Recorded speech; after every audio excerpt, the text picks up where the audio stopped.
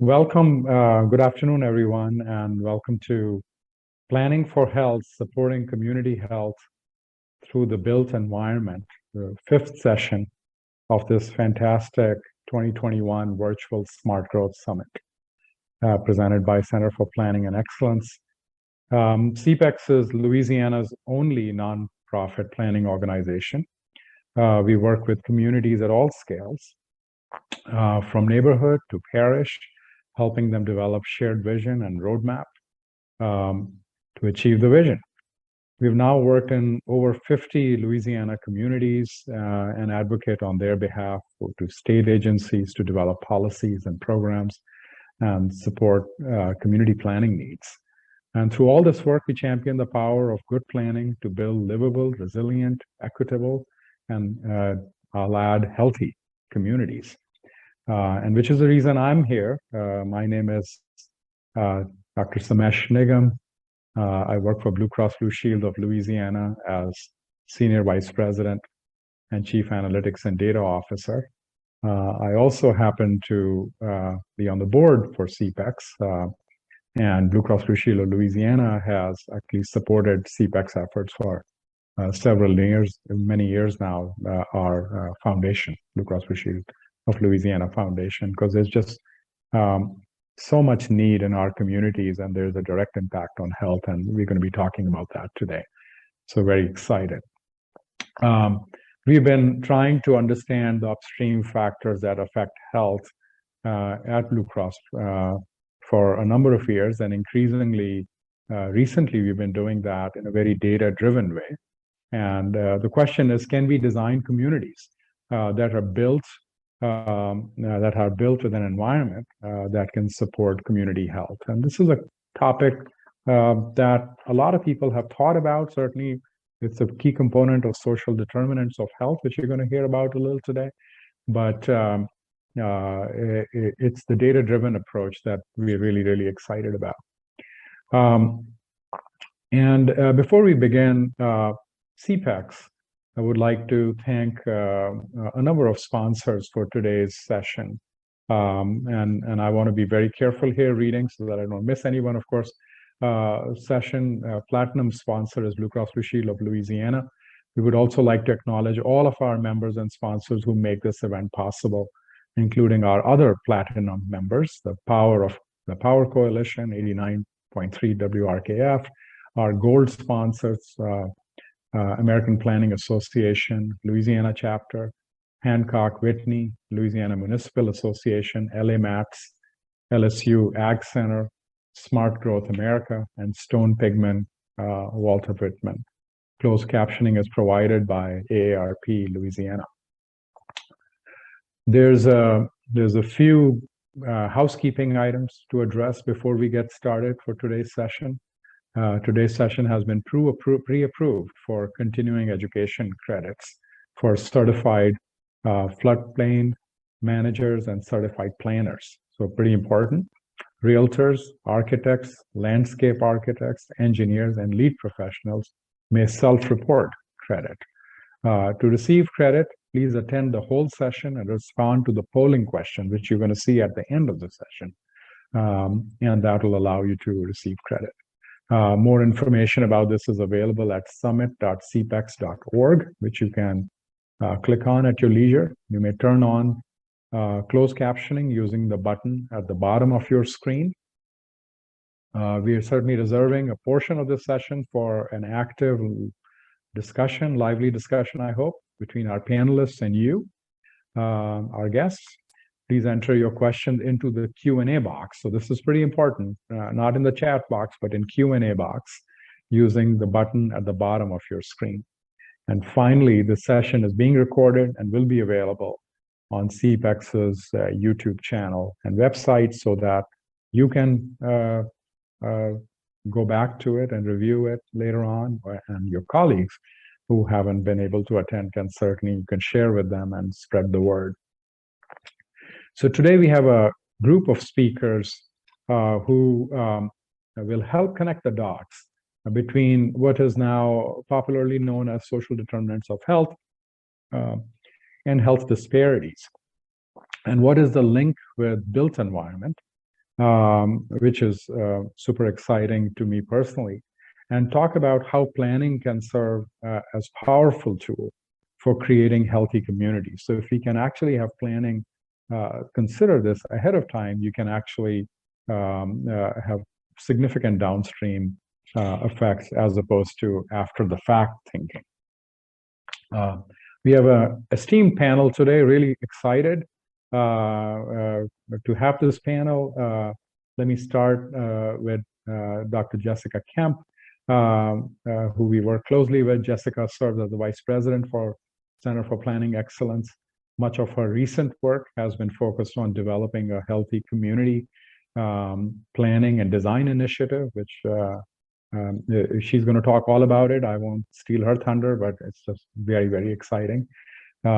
Secondly, we have David Whitley.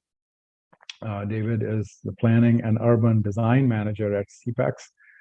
David has over 20 years of experience in this field, and his practice has evolved to have an increasing emphasis on the connection between built environment and human health. So welcome, David. We are also very excited to have Ivory Clark with us today. Ivory is a Senior Program Officer and Equity and Inclusion Officer at National Academy of Medicine, where she directs the Culture of Health Program, COHP, Culture of Health Program. So we learned quite a bit about that, and I've previewed a little bit of what she's going to show, and can't wait to see the full version of that. And before we transition into Q&A, I'll spend a few minutes sharing some exciting and innovative work that Blue Cross Blue Shield is doing at the end of these three esteemed speakers. And we'll talk about how that could also add value in conjunction with what you're going to hear. So, Ivory, I welcome you to the stage. Please turn on your camera and microphone, and you can begin your presentation.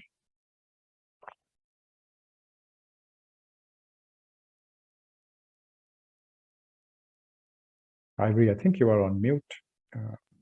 That I am? Okay, I believe yes, now you are. It's the most common phrase of this year. I know. Well, thank you so much for that introduction. And I'm certainly honored to be here with you all to talk about building a culture of health to advance health equity, with a particular focus on the role of communities. Just to give a little bit of background, though, on the Culture of Health program, it was established in June of 2015 through a partnership and collaborative effort with the Robert Wood Johnson Foundation.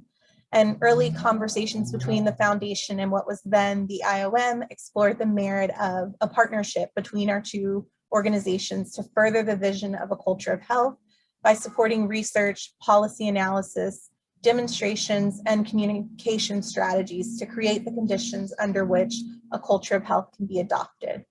And so the mission, the overarching mission of our program is to identify strategies to create and sustain conditions that support equitable good health for everyone living in the United States. We're currently in the second phase of our grant, which will extend through December of 2024. I wanted to share here a quote from our inaugural report under the Culture of Health program, which was entitled "The Communities in Action: Pathways to Health Equity." The committee followed the science and concluded that health inequities are the result of more than just individual choice or random occurrence. They result from the historic and ongoing interplay of inequitable structures, policies, and norms that shape people's lives.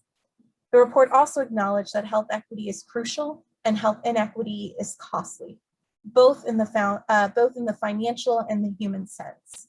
And this report has really been foundational to much of the work of the Culture of Health program, both in our first phase and including in the second phase, particularly in including the emphasis on elevating and recognizing the knowledge and expertise that exists in communities to advance health equity. And so I'll just read this quote as a powerful statement to help ground some of the discussion today. Addressing and putting an end to health inequities will only be possible if society and decision makers broaden their view of health to fully grasp how steep and unjust disparities in social and other conditions limit, thwart, and even destroy some people's ability to live healthy and full lives. So I'll start with some level setting here also. While the notion of a culture of health, the social determinants of health, which I'll talk about in a moment, and health equity are not new terms, I do want to share how our interpretation, how we interpret these terms for the work of the program. So the Culture of Health program is working to create a shared understanding that health is more than disease, treatment, and what occurs within the clinical walls. Often when talking about building a culture of health or advancing health equity, there's a strong focus on access to clinical care. However, 80% of our health is influenced by factors outside of the clinical arena. So the socioeconomic factors, the physical environment, as well as our healthy behaviors. And a culture of health places well-being at the center of every aspect of our lives. It is a culture in which good health and well-being flourishes across geographic, demographic, and social sectors, fostering healthy and equitable communities and ensuring that everyone has an opportunity to make choices that lead to healthy lifestyles.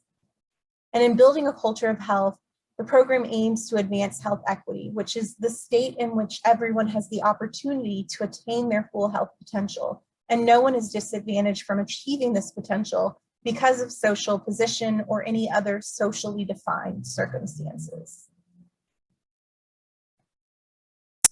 And so if we know that everyone in this country deserves the opportunity to be healthy and reach their full potential, no matter who they are or where they live, yet we have to also understand that there are barriers faced by some groups based on factors such as where they live, the communities that they live in, or their race, ethnicity, or gender, that have a direct and negative impact on health.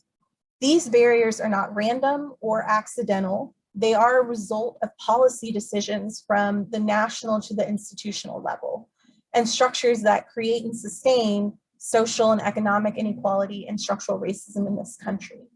All of these factors play a critical role in determining people's health and well-being. And to see sustainable change, we need to eliminate barriers to good health, and that starts with a focus on addressing the underlying influences.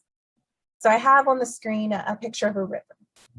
And if we look upstream, we see that the root causes of inequity, two of which that we've identified for the program as structural racism, which are the complex structures and systems by which racism is developed, maintained, and protected, as well as the unequal allocation of power and resources, including goods, services, societal attention that manifests itself in unequal social, economic, or environmental conditions, such as the social determinants of health, have a strong influence on the downstream factors of health outcomes and disparities.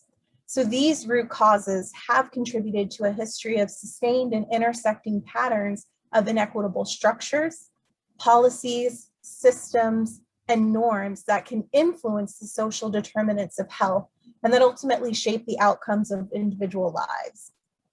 There's a need to recognize and understand the ways in which these root causes can and will influence new and existing policies and practices that impact the health of people and communities differently. Acknowledging structural racism and the unequal allocation of power and resources as root causes of health inequity in this country does not exclude the significance of other factors such as gender or disability status.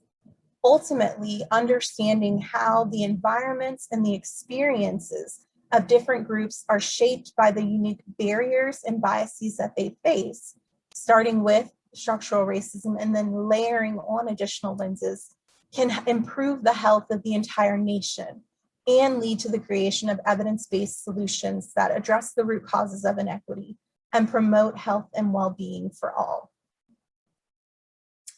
So I want to turn to make the connection with communities.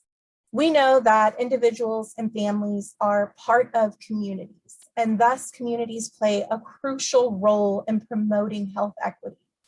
Part of the work of the committee who authored the Communities in Action Pathways to Health Equity report was to pull together a model that illustrates the multiple and intersecting factors that can shape community and individual health. A healthy community is foundational for achieving goals for individual health, and it's essential for a productive society. We know that a community with a healthy workforce has a good base upon which to build its economy.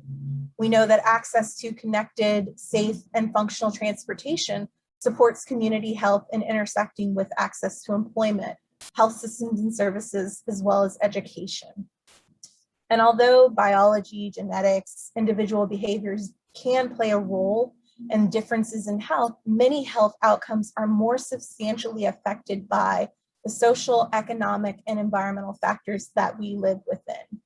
Understanding the social determinants of health does require a shift toward a more upstream, so again, looking at those root causes, perspectives, and though that is understanding the conditions that constitute the context in which an individual's behaviors are shaped. And so that is where the social determinants of health come in. So the social determinants of health are the conditions in the environments in which people live, learn, work, play, worship, and age that affect a wide range of healthy, functioning, and quality of life outcomes, as well as risks. From the report, the report identified 9 social determinants of health, which you see in the inner circle going around.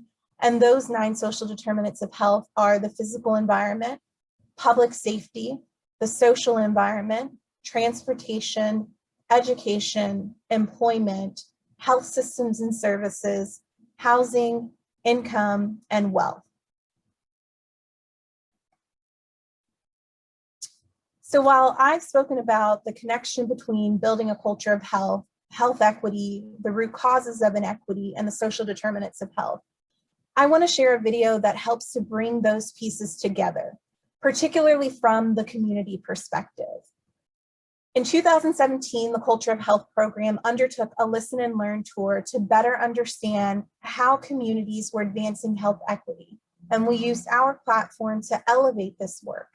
And one of the outcomes of this tour was a documentary video series that spotlighted local organizations across the US advancing health equity for their communities by addressing the environmental, social, economic, and structural challenges that may impact residents' health.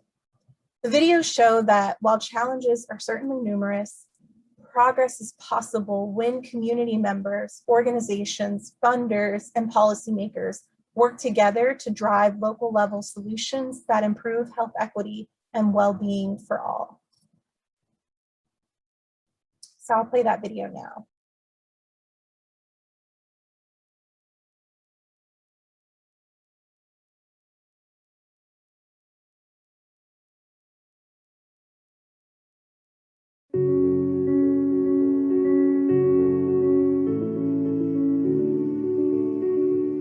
Here on the west side of Buffalo, we have the second oldest housing stock in the nation. The upside of that is we have these incredible old historic homes from the Victorian era. The problem is they lack insulation, they have lead in the walls, there's asbestos in many cases, there's mold, all of which are triggers for serious sicknesses. That affects people in real ways. I came to the west side in 1980. And I looked around and I saw about 25, 30 different houses, but a lot of them were out of my means. You look at it and you say, I gotta be able to afford what I could afford. And this place just happened to open up. It had a backyard, had a driveway, but it's an older house, you know, and it was like, there was work to be done. But then 2 years ago, I was hospitalized with kind of a lung infection. And they kept saying, well, you know, we don't know what the source is. And then one day I'm sitting down and I said, you know, I got to get something from the back room. Went in there and the room was black. Black mold, yes.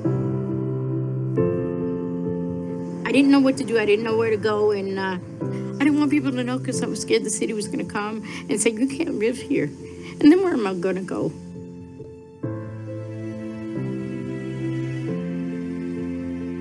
Being trapped in a dwelling that you know is making you sick is emotional, and it carries a lot of weight. And so PUSH started 13 years ago to address comprehensively the challenge of unhealthy and unaffordable housing in our community. needed major repair done. She's also a fixed income with health issues, and she's, you know, it's people like that you don't want to see suffer. I was home thinking, how am I gonna get through all this? And somebody knocks on the door from Push.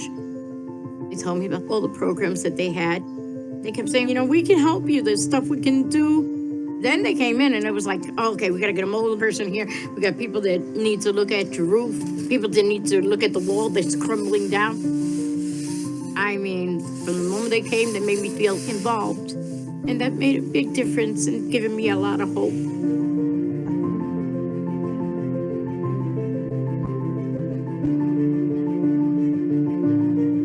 We have partnerships with labor unions, with a whole array of community justice groups, with health groups, with universities, bringing resources to our communities for the work that needs to get done. And so we've really transformed hundreds of dwellings in this community from unhealthy, toxic places to live to being quality, affordable housing. That means fewer hospital visits, healthier children, and more wealth building and jobs. What's unique about Push is we've really taken cues from the community to do the work that we've done. It's not, oh, look what we can do for you. Here's a present. We are real people with real power. And the reason why we're so successful is we've been able to develop leaders and empower people to stand up for themselves. They got me involved in going to meetings and learning the things that I need to do to help myself and to help my community. They gave me a sense of power.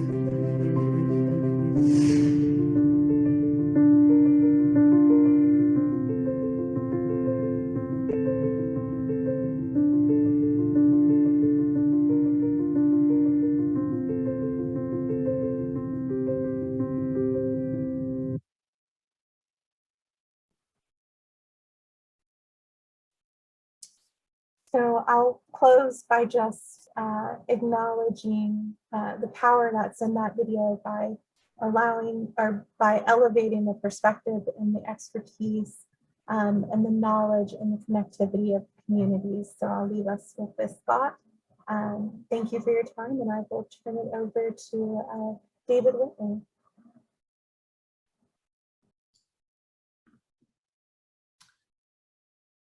Thank you, everybody. Good afternoon. My name is David Whitley, and I am the Planning and Urban Design Manager with the Center for Planning Excellence. Hold on. Share my screen.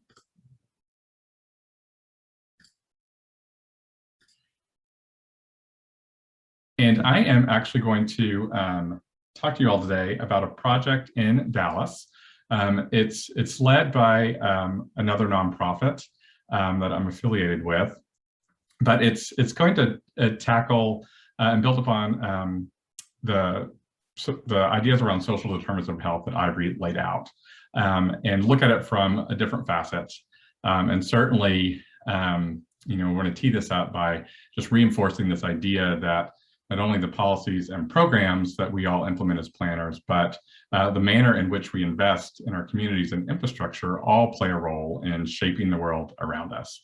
And ultimately, that has an impact on our human health. And so the project I'm going to give an overview of today is really taking a deep dive into how our investments in transportation infrastructure can impact our human health, and not only to demonstrate the ways that we could provide for active transportation and getting people out and moving, but also to learn and create an opportunity to understand the ways that we can design our rights of way in a manner to improve the air around us, as well as provide much needed access to nature, which has both proven mental and physical health benefits. So that we can think about the opportunities to invest in our infrastructure as a means, you know, to better leverage those dollars to produce better health outcomes. And so, just to provide a little bit of context, as I mentioned, it's a project that's led by a nonprofit out of Dallas, an urban forestry nonprofit. They have been in the business of advancing environmental policy for the last 40 years. And this is a very complex public-private partnership between both the city as well as the county and the local MPO. The Southwestern Medical District as an entity is also involved and supported. And it has garnered the attention of a number of local philanthropic organizations and individual philanthropists that are really wanting to unpack how we can do better at investing in our infrastructure and think very carefully about how they, from a holistic point of view, really impact our communities and the long-term health of those communities. And so as a result of that approach, the design team has embedded within it a whole research arm that I'll touch on that is looking at uncovering and providing the data to help inform decisions, so that we're looking at this from an evidence-based point of view and how we anticipate that we could influence the environment in a way that will have better outcomes for us from a health perspective. And so just to get everybody oriented, the medical district in Dallas, where this project is located, is just north and west of downtown.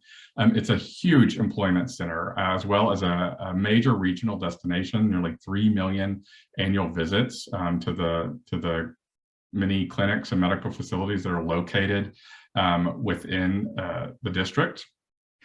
It is smack in the middle of the city. It is surrounded by neighborhoods, as well as crisscrossed by major transportation facilities, both light rail, commuter rail, as well as major regional arterials. And the genesis of the project is actually really founded in a much broader study of the city as a whole, where the Trees Foundation looked both at the urban forest and tree canopy in the city, which they measured at about 28%, which is well below the 40% that's recommended by the Forest Service. The medical district itself, that number was closer to 7% in areas. So not surprisingly, when we looked at urban heat, both in the city as well as in the district, the city itself did not rank very well. It ranked just behind Phoenix and Louisville as far as cities that were heating up the fastest.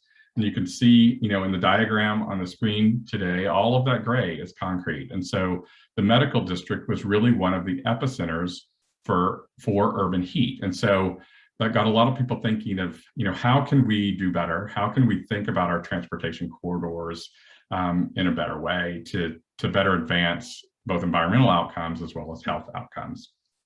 And so just breaking down the district itself, there are 3 main health institutions: a large university medical school, as well as teaching and research hospital. The county's hospital is also located there, Parkland. It's also a major Trauma 1 center for the region, as well as a major children's hospital. There's also numerous other medical institutions and research and teaching institutions that exist in the district. And bisecting it is a boulevard called Harry Hines. It runs the kind of full 2-mile length from north-ish to south through the district, as well as a cloverleaf interchange at the middle. And while all of those institutions are sort of situated along that main corridor, the road itself doesn't really serve as the connective thread that it should to unify the district. It actually serves as a pretty major barrier. Add on top of that, the infrastructure that's out there certainly doesn't reflect the significance of this district to the region, nor the quality of care that's provided within the institutions themselves. And while the district has good rail access on paper from 3 rail stops, a commuter and 2 light rail, as well as a number of extremely busy bus stops, that last mile is exceptionally challenging.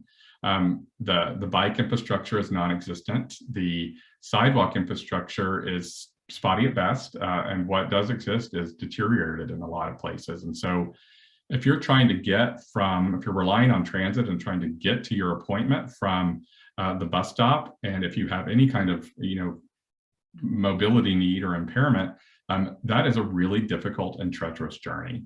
And the road itself is really not much of a campus street. It's largely geared towards the car, and that's certainly indicative of Dallas coming of age during the latter part of the 20th century. But as we think about the sort of heavy emphasis of pedestrians getting around, it's not really meeting the test. And in fact, looking at the crash data, there's a lot of concerning information. The speeds on the road are extremely high. The crash rate along the corridor is higher than the state average, and some of the corridor's most dangerous intersections are in the medical district. And so, not surprisingly, on the front end of our design effort, we embarked upon a really robust engagement process. And one of the things that we asked on the front end was trying to understand where people had difficulty or concern or worry getting around the district, no matter how they did it, either on foot or by car or bike. And where there's a concentration of concern, you see the red. And so the end result is what we refer to as our gator diagram. And this red blob through the middle is Harry Hines. And so that just reinforced this understanding of this road that should unify the district functioning as a significant barrier. And so the Trees Foundation set to work to look at how best to reformat all of the rights of way in the district, and how can we shift the balance and provide better space for alternative means and active transportation to get around. And so the implementation started with the gnarliest project first, this major corridor that runs through the district along Harry Hines. And we started to try to understand and unpack what the community wanted to see happen over time. And so we asked what they wanted the medical district to be. And not surprisingly, first and foremost was healing, but that wasn't just focused to the healthcare provided within the district, but also understanding the role that the physical environment could play in improving health and providing opportunities to be active and walk or run or get out for sort of an extension of therapeutic opportunities that existed within the hospital, as well as provide for that much needed access to nature and exposure to that. And so during the early design process, we started to think about how best to reprogram that whole corridor and think about the experience and getting people drawn out into the space, starting with the mid-century TxDOT Cloverleaf interchange that exists within the district that is effectively divides the district into four. You cannot get across it on bike or on foot. And it effectively ties up 14 acres of space in a pretty inefficient way. And so the idea being that, we could relegate the car to something that's more adequately sized for what the needs are. There's not a lot of movement between the two roads. They're largely passing through, and reclaim that space to provide essential green space, as well as opportunities to exercise and much needed connection for bike and pedestrian infrastructure throughout that space, and ultimately extend those connections up and down the 2-mile corridor in an effort to transition that road to the connector that it should be. And as a result of this and a lot of conversation, we're actually currently negotiating both with the city's transportation department and emergency services about eliminating a lane of traffic from that road. I'll save those war stories for another time. But the idea being that we could utilize that space to provide for much needed areas for quiet reflection, to be able to get out if you're a healthcare worker and you're experiencing stress, to have something right at your doorstep that you could go and to sort of collect yourself. Similarly, if you're a patient or a family member of a patient, having those places of quiet reflection being very important. The medical district is a stressful place to visit as it is, and certainly the experience shouldn't add to that stress either.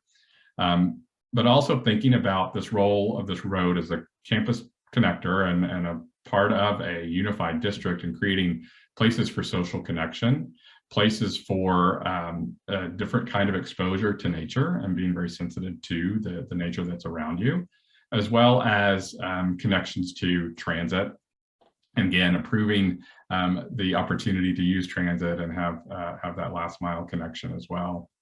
And humanize the dangerous intersection and think about how those are being utilized currently by pedestrians. I mean, you'll go out there, you'll see nurses pushing equipment across, 8 and 10 lanes of traffic, and it's a pretty precarious environment for them to be in.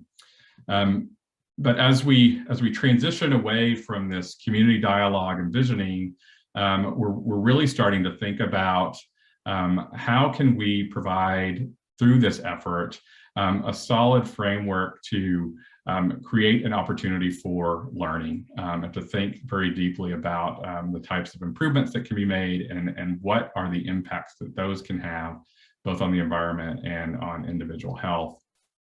And so along those lines, we partnered with a number of research institutions and others to really start to think very carefully, not only about the overall systems that we're working with, but how can we improve the environment and what are the opportunities for us to move the needle with specific health outcomes and health challenges that we could address. And because we all know there are countless factors out there that have a negative impact upon our health.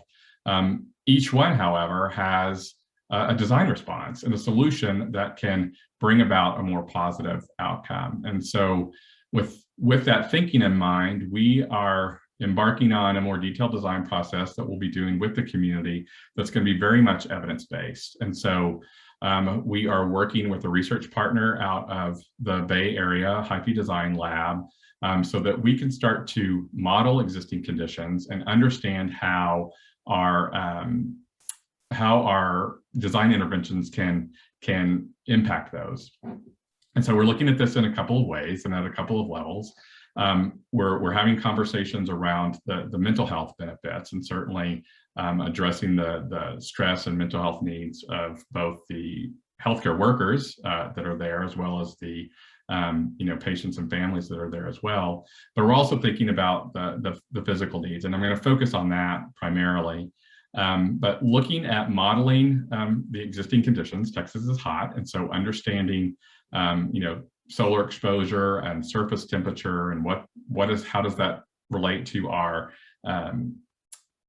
thermal comfort as we move about the district, but also looking at wind patterns and starting to think very carefully about at the micro level at this from not only a thermal comfort point of view, but from a pollutant dispersant point of view. Are we actually designing an environment that's trapping pollutants, or are we effectively designing an environment that can disperse those? And so we're in the early stages of this right now.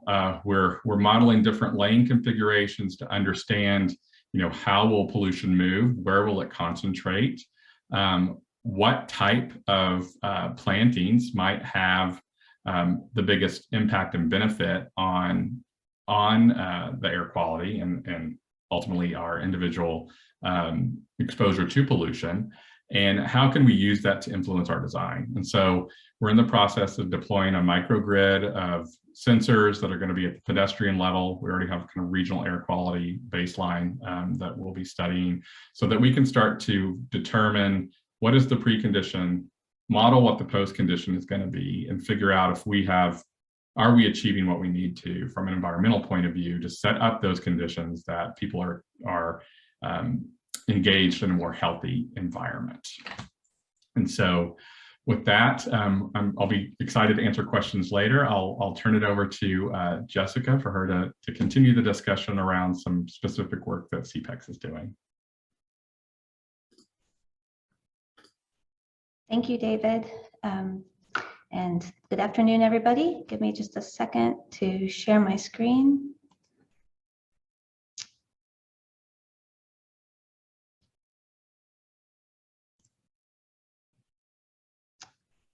Okay, we're good. Okay, great. So thanks again. I really appreciate what Ivory and David have shared so far with us about social determinants of health and how planning can influence those social determinants. This intersection is really the foundation of the Louisiana Healthy Community Planning and Design Initiative that we've been building at the Center for Planning Excellence. So I'm pleased to have the chance to share a bit about that with you all today. I want to start by, let me see if I can make this advance. There we go. Outlining some of the need that exists in Louisiana.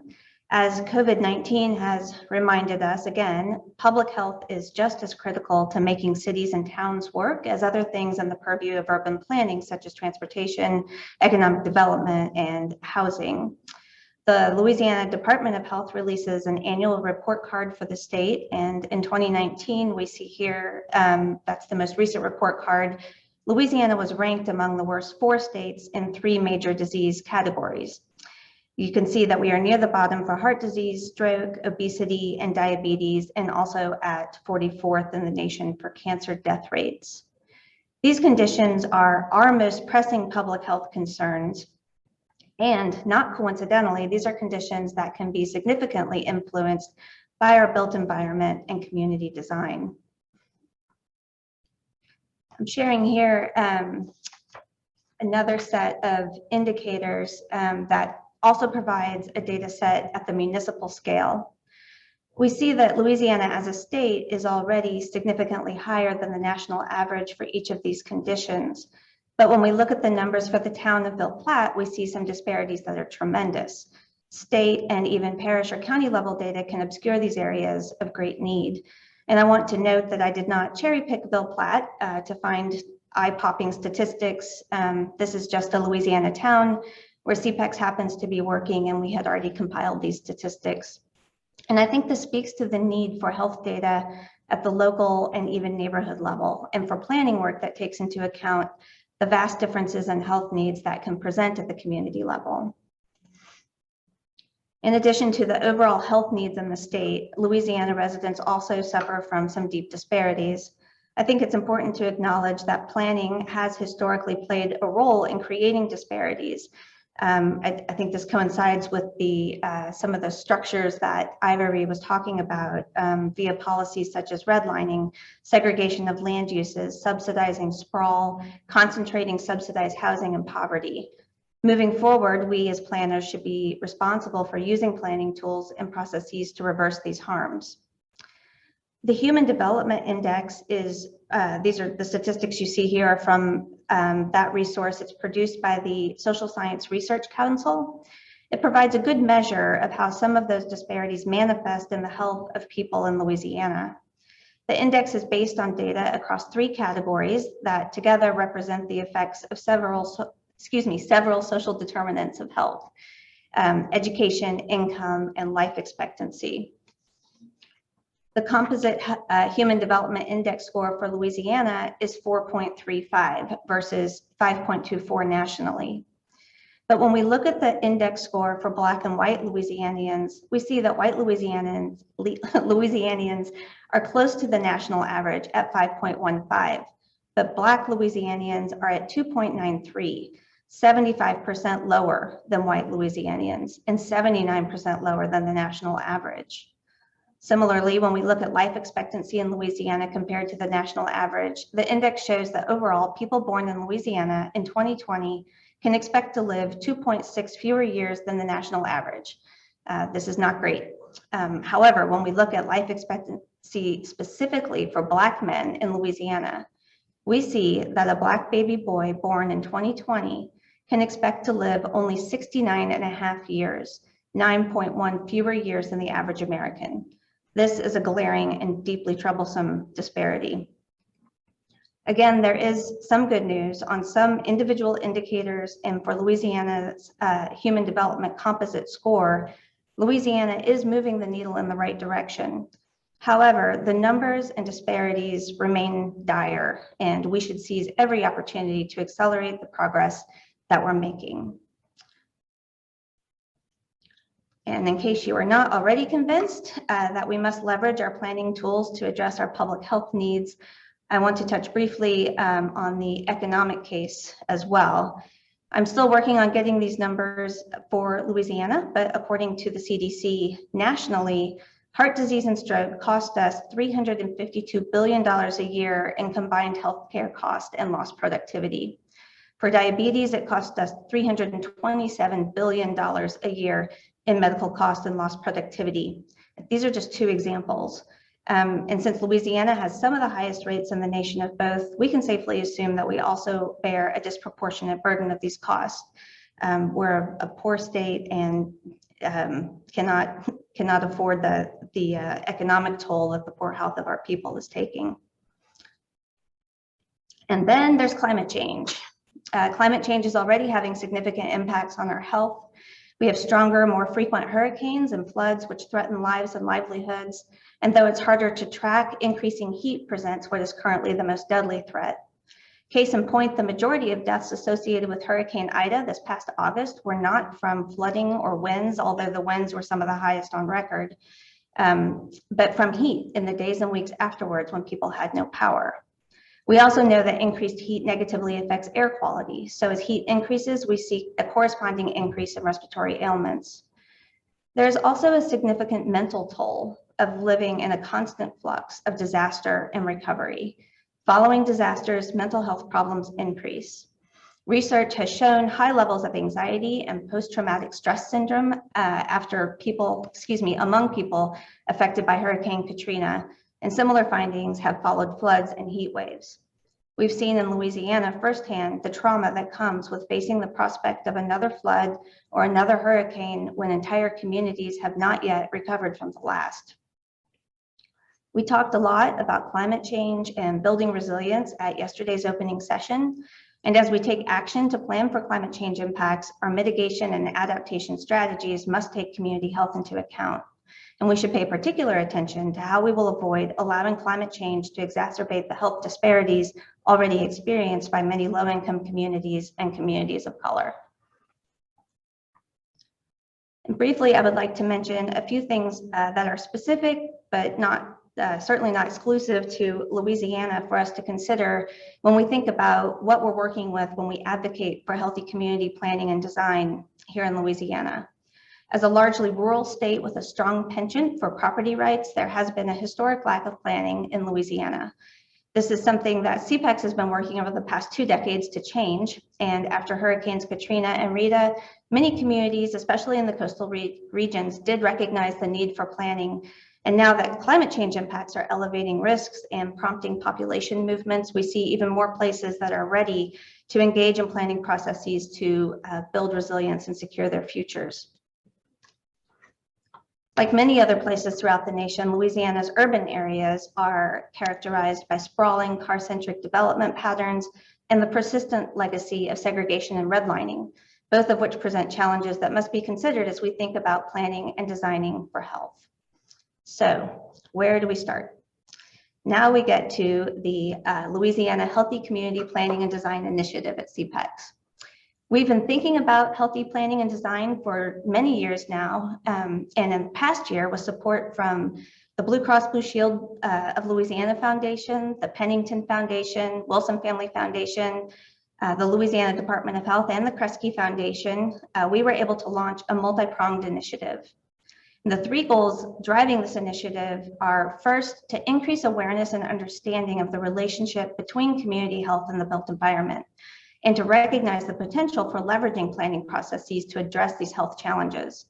We also want to cultivate a diverse group of champions who will help share information and identify opportunities for positive changes. We especially want to work with and connect with community-based champions like those featured in the video that Ivory shared. A second goal is to provide evidence-based decision-making support. There is a general understanding that more trees, complete streets, quality housing, access to green space and transit and so forth are conducive to better health outcomes, but there is a lot more to learn.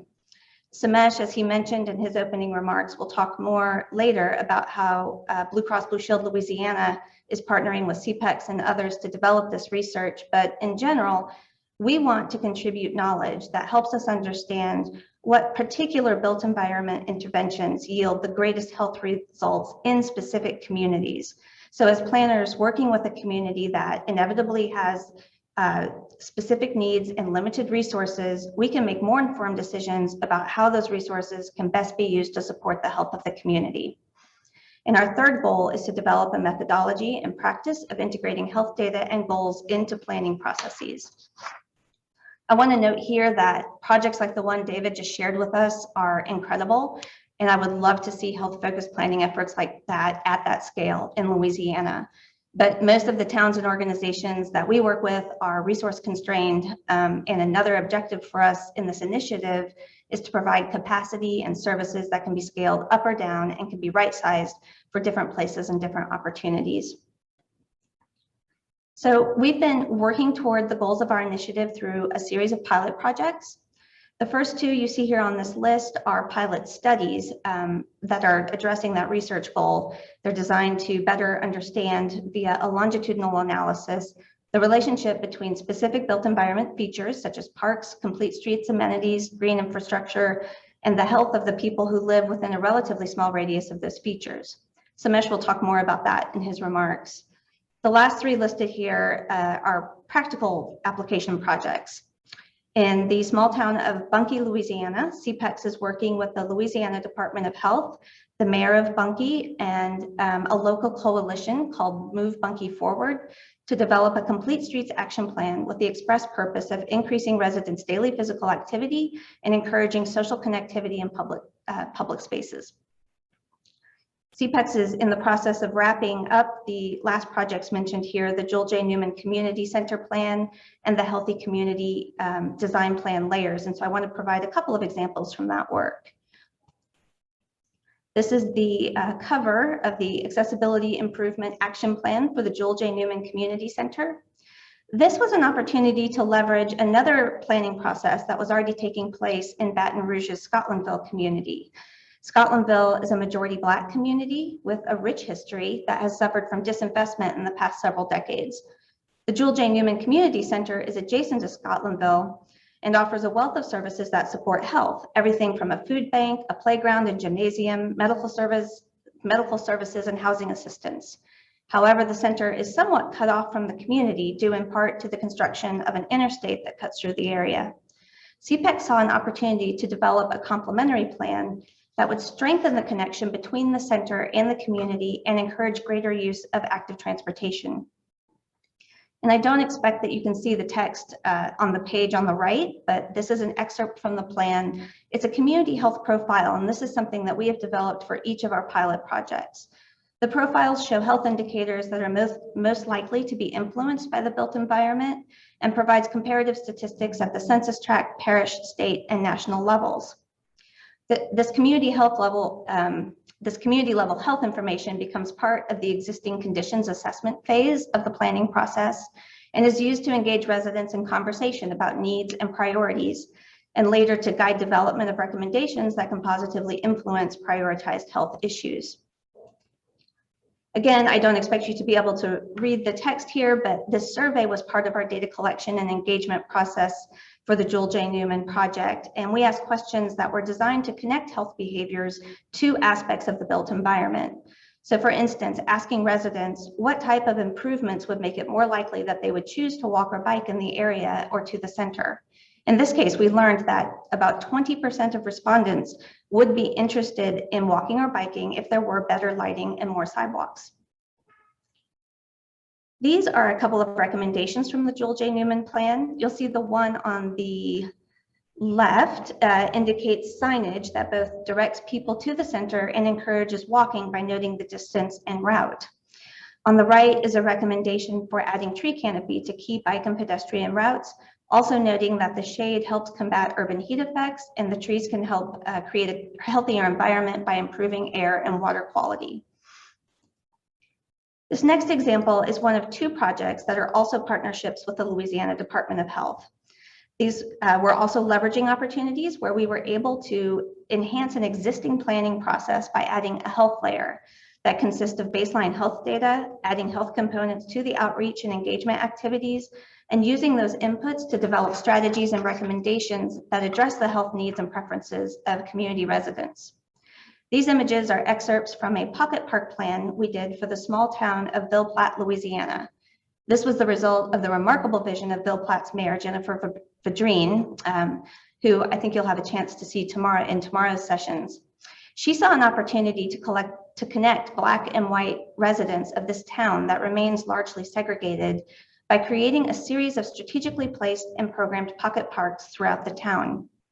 The health layer added a baseline health data, recommendations for measures to support active transportation and social engagement, and recommendations for programming to activate the park spaces that include farmers markets, group exercise classes, and health screenings. And I think in the interest of time, I'm going to skip through the next couple of slides that give more detail on our pilot projects and get to our vision.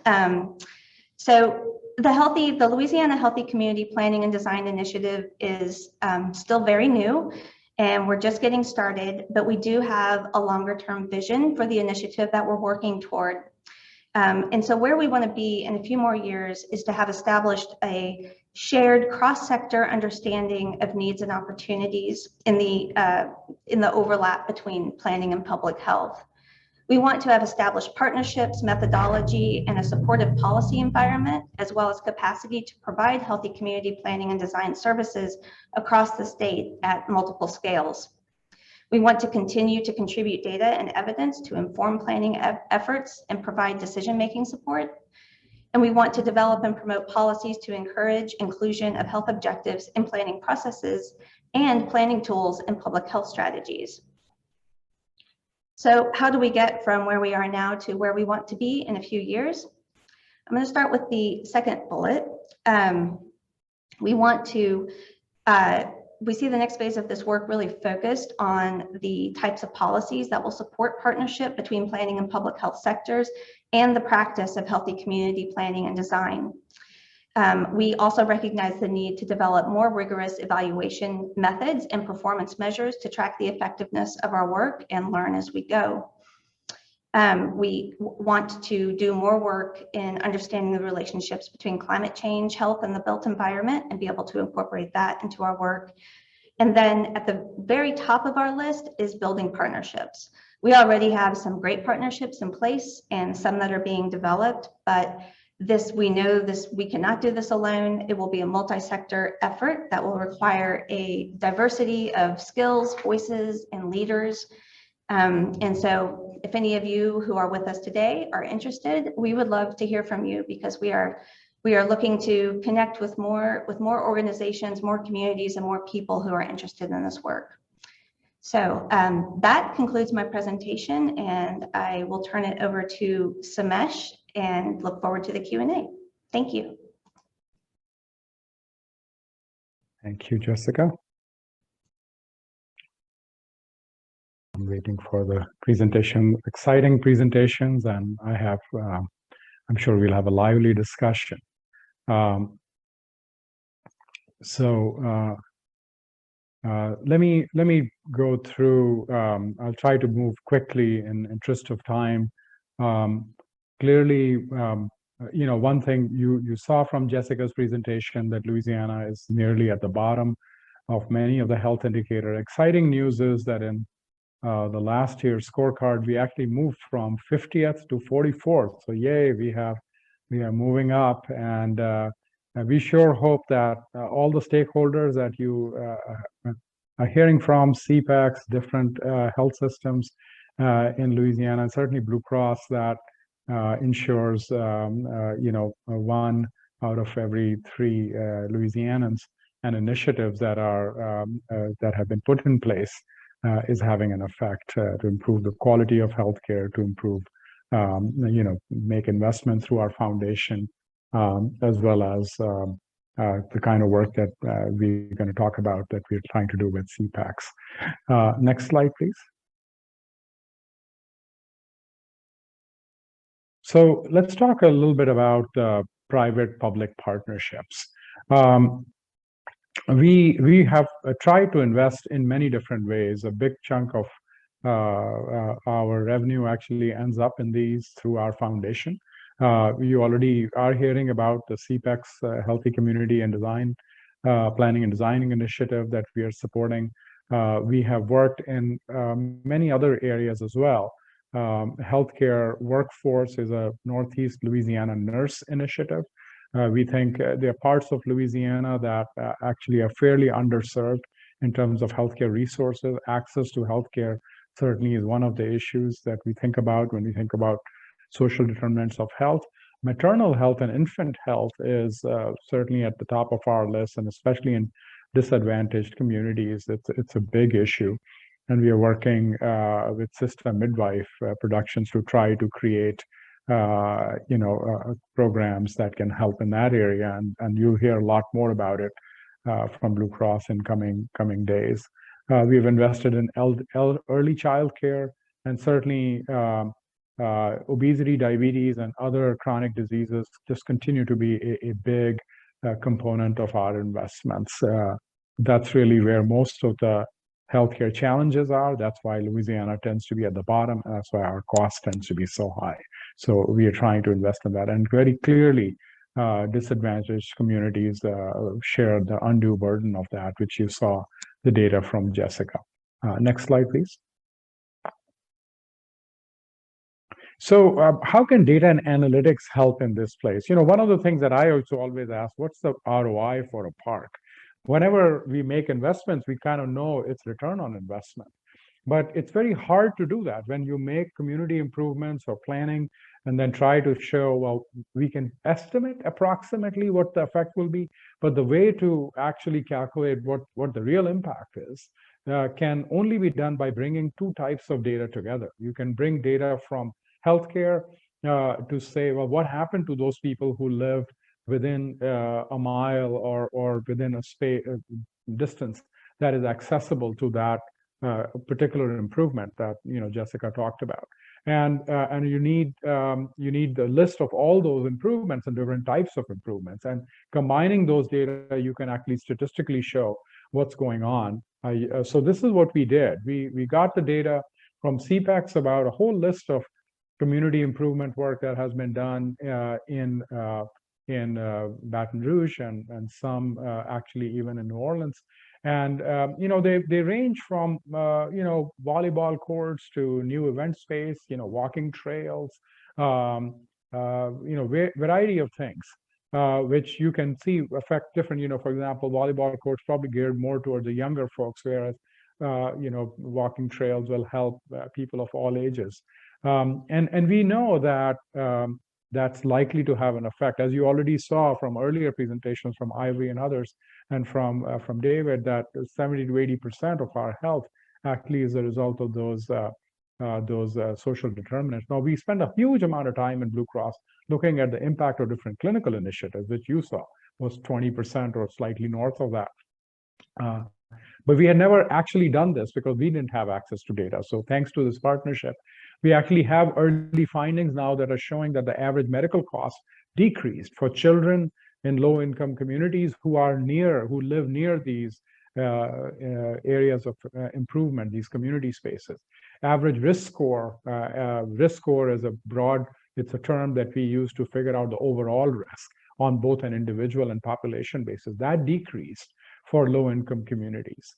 And it also seems to reduce the overall health risk for disadvantaged groups. And particularly, I think there is a hint that mental health improvements, which you saw from David's slide, the pictorial, adding trees and green spaces, how can that help?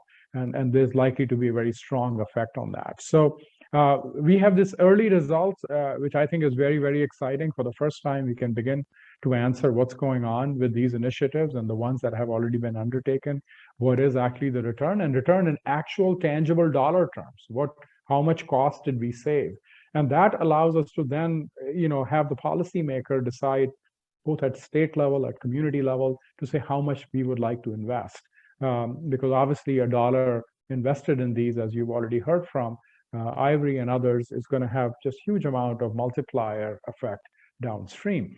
We want to actually now work with institutions to firm up these analyses and put out publications, quality research, and as well have this research in top-tier journals. We're collaborating with Tulane and Louisiana Public Health Institute together with Cpex to make it happen. And I think that will give our policy makers some really meaty, strong data to work with. Let's go to the next slide. And I will give you an example of that, of how we actually had this, how this worked at Blue Cross. You don't have to see a lot of detail here. Blue Cross, many years ago, about well before I arrived, so 6 or 7 years ago, started a $0 copay program. We realized that a lot of our folks, and especially people who are struggling with poverty, were not taking their drugs on time. So they were not really benefiting from those drugs to manage their chronic diseases like diabetes, heart disease, hypertension, asthma, etc. The amount of copay was only $8 on average, and that was sufficient for somebody to walk into a pharmacy and walk out and say, well, I can't afford it.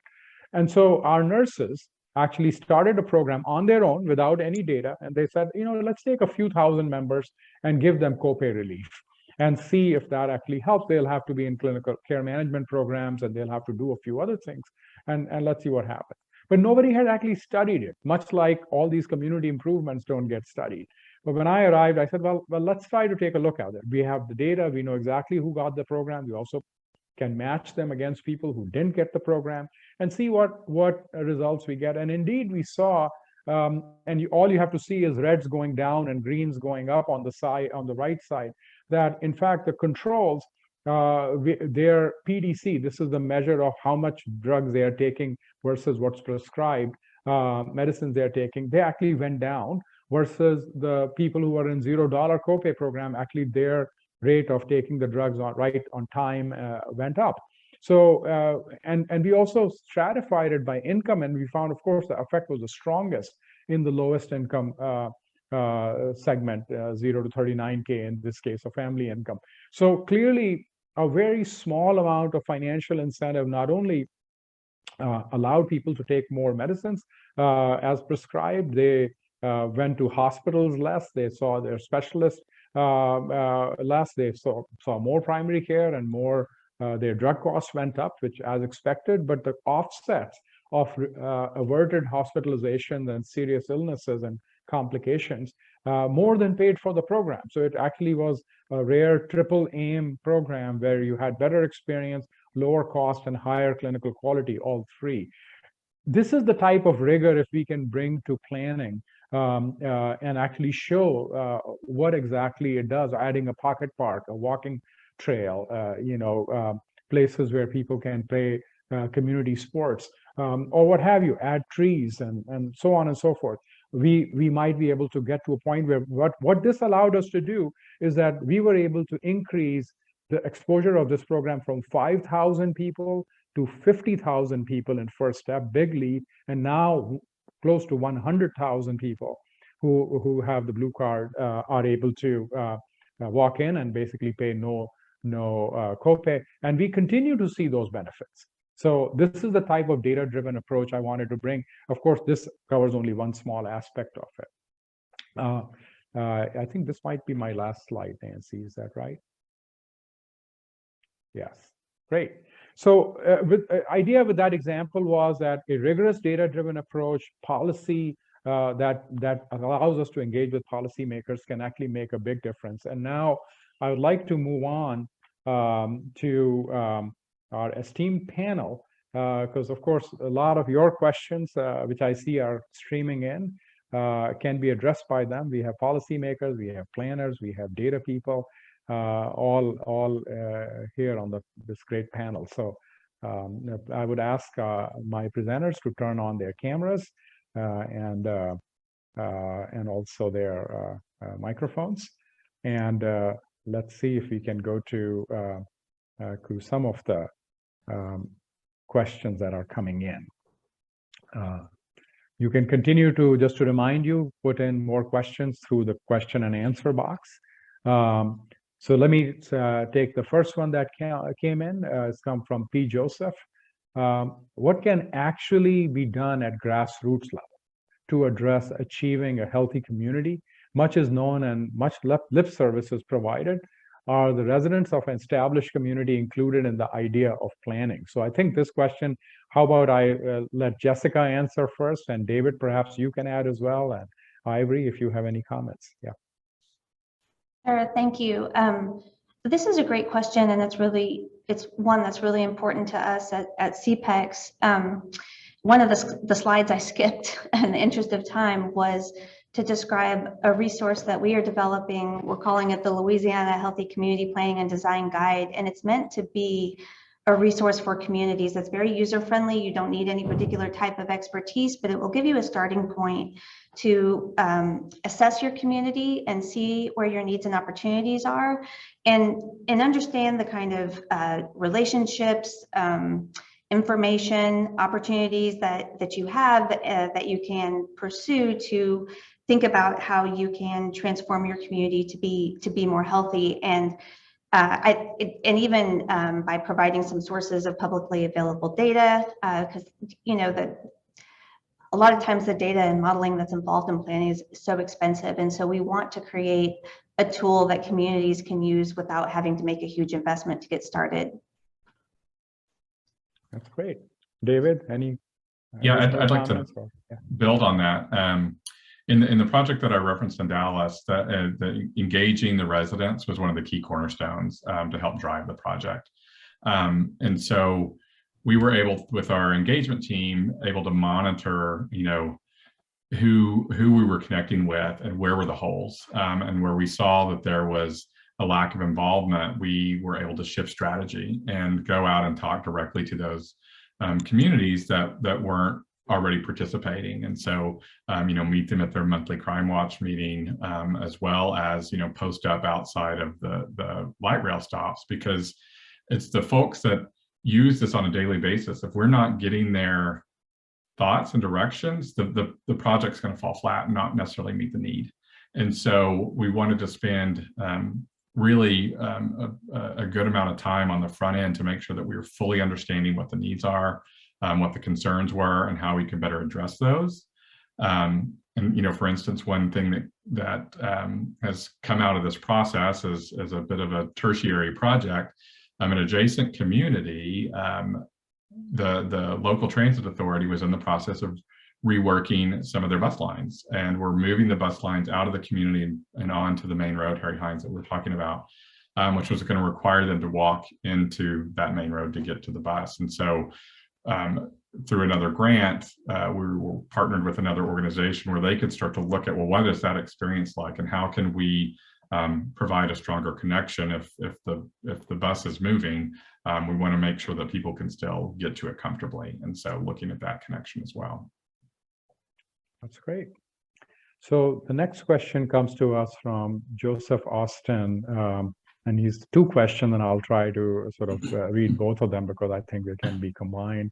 One is, does any way exist to cross-reference heavy metal exposure via petrochemical facilities and crime in Baton Rouge area?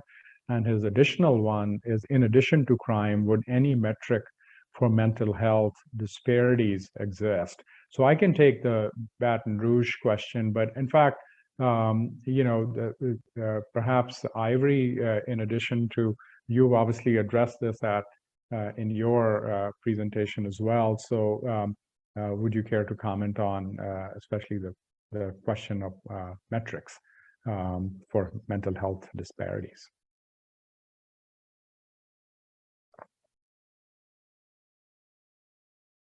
Did you want to go first, Dr. Nigam? Oh, okay, sure. So, the data, we do have a lot of data. What we talked about in terms of bringing healthcare data sets and planning data together, we cross-reference a lot of data in our own shop in Blue Cross, for example, and other institutions do the same. So we try to bring in crime data. We try to bring in any data on exposure if that's available.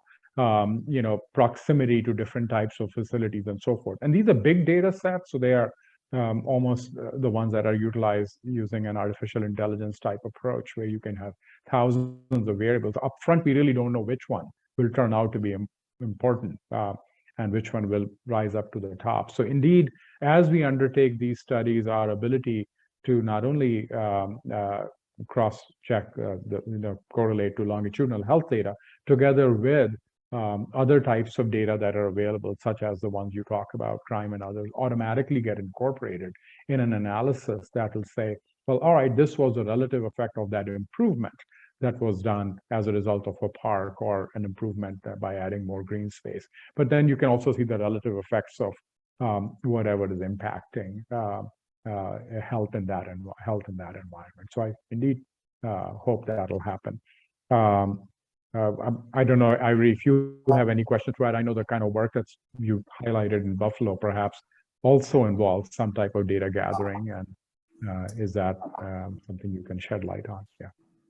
Yeah, maybe I will just to answer the question from Joseph Austin about metrics for mental health disparities. The metrics do exist. You can look to understand, measure what these disparities are in particular communities, and that can be geographic communities, that could be breaking it down by population, race, ethnicity, gender, even class. So metrics do exist. And I think particularly relevant to this conversation is when we think about the social determinants of health, a couple of those are your physical environment and your social environment, which can have an impact on your mental health. So that would be the reflection I would offer in response to this question, and kind of tying it to this need to really look at holistically what a community needs to be healthy. We do need to think about all of the factors that impact your health. And it's not just whether or not bodily, do I have a temperature or a broken arm, but how am I in my overall state of well-being? Yeah. Indeed, the metrics exist not only at individual level, but also population level. So clearly you can see how many times somebody sees a mental health professional, or what is their diagnosis and so forth, and stratify that by different ways, including through race and ethnicity. And in fact, there have been many national studies that have looked at the disadvantaged community, obviously, have a much higher burden of mental health. And indeed, one other thing I will add, that we know from our data that folks who have even one mental health condition, and I'm talking about not the serious condition, I'm talking about anxiety, depression, I'm not talking about schizophrenia and bipolar, but even these more prevalent conditions actually have 2 to 3 times more overall medical costs. And you can imagine these folks are not taking care of their physical health because they are struggling with their mental health. So the connection between physical health and mental health is a multiplier effect and very closely connected. Great. So some other interesting questions coming in. An anonymous attendee is asking, are you seeing more medical professionals getting involved in local land use and policy decisions? Jessica, I know you've talked to a lot of stakeholders in Louisiana. If you could try to take that question, and I know Tulane probably comes to mind, and LSU and others. Yeah. Yeah, and I think that we've had the pleasure of meeting with a couple of folks who are, practicing physicians working in healthcare settings, who have taken a great interest in this work, just because they recognize, what a large role these external factors have in the health of their patients. I think from their perspective, there is a kind of a structural overhaul that would be needed, and that is needed, to rethink how we administer healthcare, how we compensate providers for healthcare, in order to take this more comprehensive approach to supporting health and wellness rather than just treating disease. And that is a huge undertaking, but it's important. And there are some leaders in the field that I've been able to meet just here in Baton Rouge, and so I would love to connect with others who are embarking on those sorts of conversations about how to make the structural changes that are needed. But then we also have lots of interest from folks in research institutions who are interested, like Sumesh, and nonprofit health-focused organizations, in addressing and better understanding social determinants of health, and how, the different types of strategies that we can use to address those. So I think there is a growing interest across sectors in understanding these relationships and developing new partnerships and collaborative strategies. All right. One more question. I think, let's see. I'm trying to scroll down here. Okay. Have you found in your data a direct increase in health benefits from planting of trees? I know there are a lot of national studies that actually have seen it in a variety of ways. One of the more cool ways to do it is by looking at satellite imagery, actually. And you can take a look at the green cover of the area and then take a look at the health of those areas where and stratified by the density. David, I know you showed some charts in the Dallas region development program. I'm wondering whether you have some more detail of local studies that you may have come across. Yeah. With regard to this specific project, we're looking at it in a number of ways. One through kind of estimating what's called leaf area index and looking at that, the ability for trees to help cleanse pollutants and reduce urban heat. And then, those environmental benefits certainly have a direct correlation on individual health. But also, there, as you mentioned, national studies that, have linked, the presence of nature and, even just seeing nature to faster recovery times, lower use of pain meds, less likely to recur to post-surgery to visit a hospital. We're also using a type of design called biophilic design, which looks at the influence of nature on our sort of mental and physical well-being, and starting to link there. So there's a lot of research in the area of biophilic design as well, and understanding that linkage. There's a quick question here about, is universal healthcare included in any of the plans? I think, quite frankly, a lot of what you heard about today is independent of what type of healthcare coverage one has. Indeed, there are proponents and opponents of different types of healthcare plans, but I would say that the focus on planning is broad sweep that helps improve the health of really all participants, and that's really the focus today. I have a couple of questions. I think we have come to a conclusion here for Ivory. And Ivory, I know, a very exciting program, the Culture of Health program. One of the things I like to ask, COHP seems to work at national level. Where do you see benefit from working at regional scale? Is that part of your strategy? Clearly, you've highlighted that area.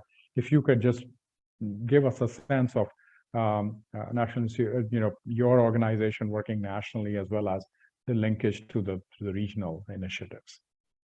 Yes, of course. Thank you. So advancing health equity certainly should be a national priority. However, I do see that working at a local or a regional scale is critical. And what I mean by that is it provides a greater ability to tailor and target solutions that are informed by the regional context. So thinking about the video that I played about safe and affordable housing, we know that that can be an issue across the nation. However, if you take a more targeted look in specific regions, you're able to see that there may be some particular contexts that are informing that issue or exacerbating that issue in a way that's different than in some other regions. So, I'm going to give a very simple example, just thinking about the context that we're in. I'm from the Gulf region, and we struggle with floods. So your ability to repair your home or rebuild your home after a flood is going to be very different from the home lost due to a fire in on the West Coast. But the issue is the same. Housing is still the same issue, but how we address that need it's contingent upon the local community need. So I'll just end by saying that working at a regional level, it allows for one of the most critical solutions to take place, and I think Jessica and David both really highlighted that. And it's developing and implementing community-based or community-driven or community-informed solutions to ensure that it's the members of the community that are being most that can influence what the decision and what the solution will be. So yes, the NAM works at the national level, but we recognize the importance of needing to allow for that flexibility to understand what's happening at the regional context, in the regional context as well. So thank you for that question. Thank you. Yeah, no, very insightful. So folks, our discussion time has unfortunately come to an end, and I would once again like to thank our esteemed speakers, Ivory, David, and Jessica, and to all of you for attending this great session and asking really some insightful, great questions. I think we realize in order to do this, we all have to be, it has to be all hands, and everyone has to participate, all the way from the community folks and individual citizens all the way up to national and regional institutions. So thank you for that, and really lively discussion. Now, audience, don't go yet. We have an end of the session poll, which is particularly important for folks who want their continuing education credits. So please hang on there for a second.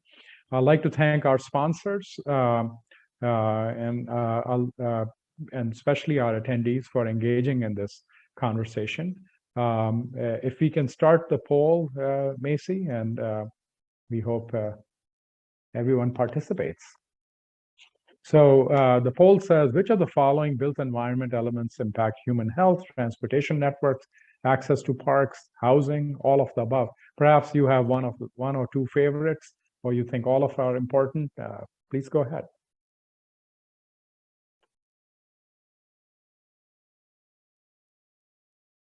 We'll allow for a minute for everyone to respond.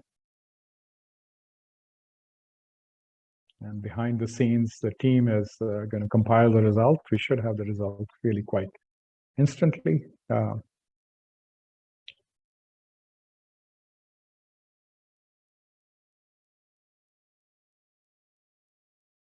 If you are a floodplain manager, please do fill out the survey that will appear when you close the Zoom window so that we can help you get your continuing education credit.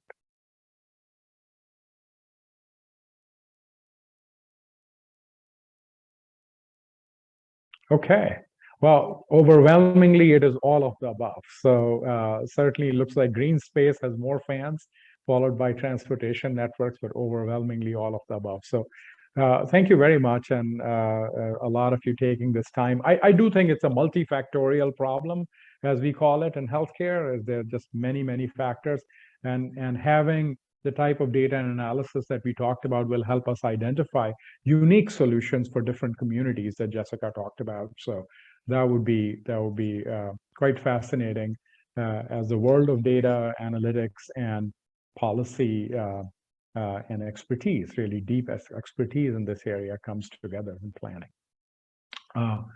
So I think we are, if your questions weren't addressed today, don't worry, we'll post the session's Q&A session. And also don't forget to attend the next session for Cpex Virtual Growth Summit tomorrow from 10 a.m. to 12 p.m. We have people making places, transformative placemaking realized.